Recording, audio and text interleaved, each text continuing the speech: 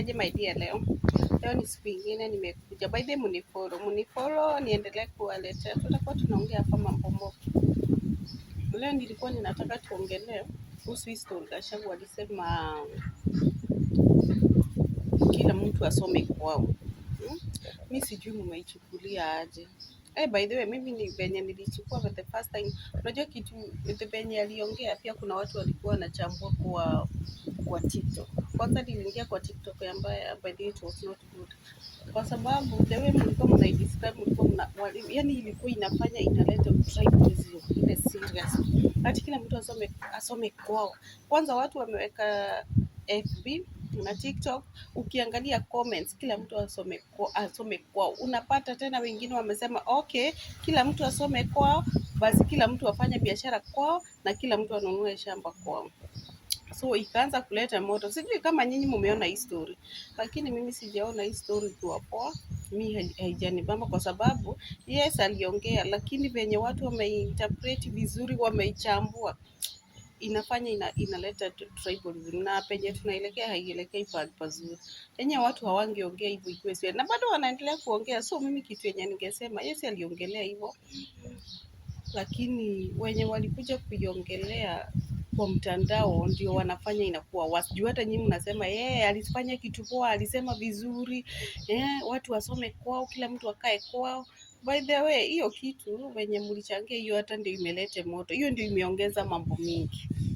Sasa nikaona mtu amesema okay, hata sisi watu wafanye biashara kwao, ati hata nyinyi mkaenda hizo mawaru zenu. Mwingine akamwambia kwani tunawalazimisha kununua? So unaona penye tunaelekea, na tunaenda election. Mimi sijabambika hiyo story. By the way, situaje tu tribalism, situongelee kitu ingine. Sasa hata tukiongea mambo ya tribalism, by the way, wacheni tuongelee kitu ingine. Hii kitu inaweza kuwa wewe haiku affect, lakini ita affect mwenzako.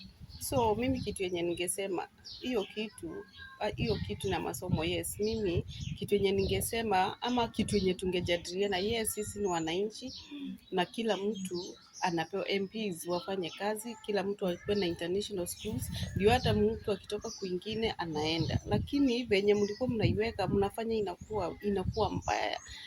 Kitu yenye tungefanya, tungekuja kama wananchi.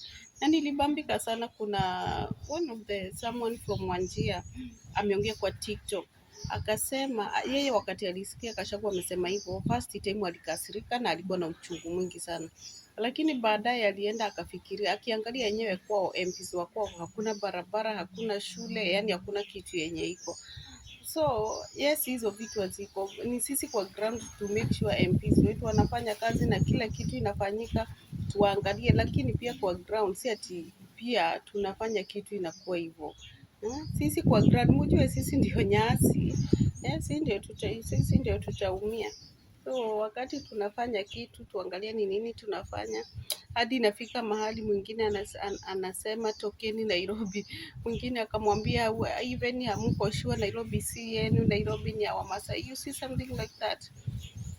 Penye tunaelekea tuelekee pazuri, tuache mambo na tribalism. Ndio imetufikisha hapa. Tribalism ndio inafanya watu wanachagua bad leadership. By the way, bad leadership inaletwa na tribalism, na kuna kitu politician wanabambikanga kama kuona sisi tuko subdivided, hatuko kitu moja. Mimi na preach to peace, tukuwe na peace, tukuwe na amani, we love each other, na mambo ya tribe tuachane nayo. Mambo ya politician mkifuata, sisi ndio tutaumia.